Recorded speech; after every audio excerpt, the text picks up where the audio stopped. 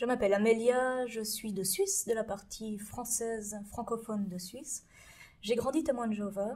Je suis d'une famille de première génération témoin de Jéhovah, dans le sens où la grand-mère de mon papa était l'une des premières témoins de Jéhovah de Suisse. Elle avait été aux États-Unis, avait été convertie là-bas, elle est revenue et a fondé plus ou moins les témoins de Jéhovah avec d'autres personnes de sa génération. Mes deux parents sont témoins de Jéhovah, ont grandi témoins de Jéhovah, d'environnement complètement témoins de Jéhovah, avec absolument aucune personne qui ne l'est pas.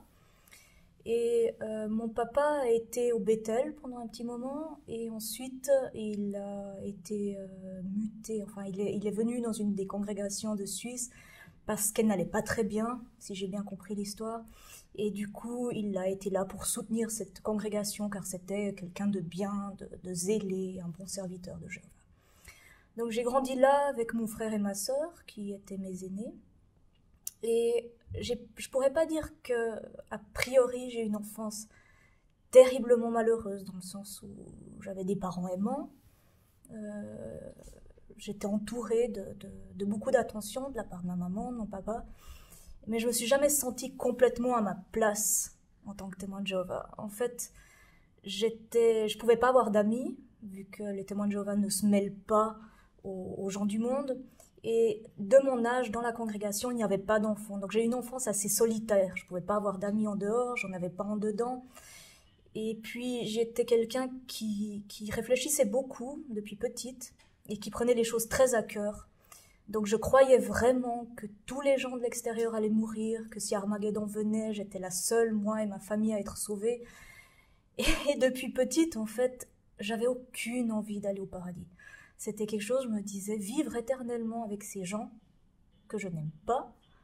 J'ai aucun contact, on n'a rien à se dire, on n'a pas d'intérêt commun et je vais vivre pendant l'éternité avec eux, ça va vraiment être compliqué.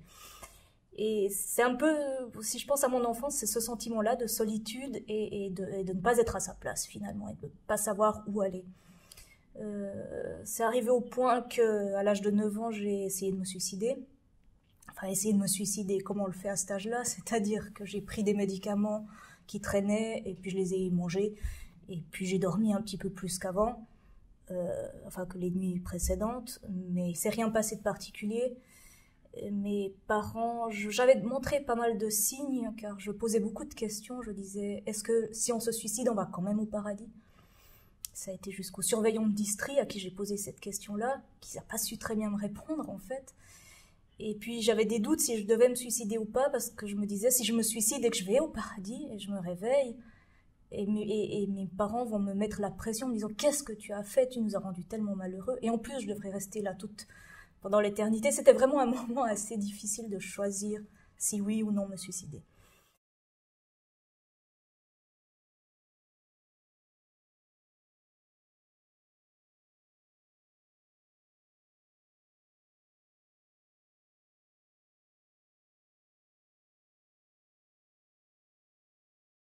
Bref, ça n'a pas marché, je suis restée chez les témoins de Jéhovah encore quelques années. Et à l'âge de 17 ans, du jour au lendemain, j'ai su que c'était fini, que j'y allais plus. C'était un mercredi, il fallait se préparer pour aller à la salle du royaume. Et 15 minutes avant qu'on parte, ma mère, comme d'habitude, me dit « Il faut se préparer, c'est l'heure ». Et j'ai dit « J'y vais pas et j'y retournerai plus jamais ». Point. Et j'y suis plus jamais retournée, sauf au mémorial après pendant quelques années. Et pour mes parents, ça a été évidemment terrible.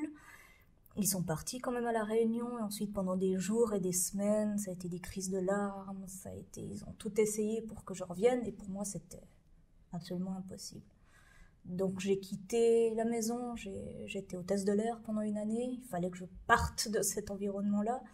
Je savais pas tellement quoi faire, parce que je voulais pas faire d'études, parce que pour moi les études c'était de nouveau la même chose, c'était un lavage de cerveau, et puis on avait tellement appris qu'il fallait pas faire des études, que pour moi les études c'était vraiment pas quelque chose à faire. Donc j'ai fait hôtesse de l'air, j'ai pas aimé, j'ai quand même commencé des études et finalement j'ai fait un doctorat et je travaille maintenant à l'université, donc c'est tout le contraire de ce que j'avais pensé. J'ai jamais été baptisée, donc mes parents peuvent me parler, mais j'ai plus tellement envie d'avoir, enfin on n'a plus de contact, on n'a plus grand chose à se dire, Donc c'est pas que je suis complètement mise à banc, mais on n'a pas vraiment de relation qui soit normale, on va dire. Donc on se voit très peu.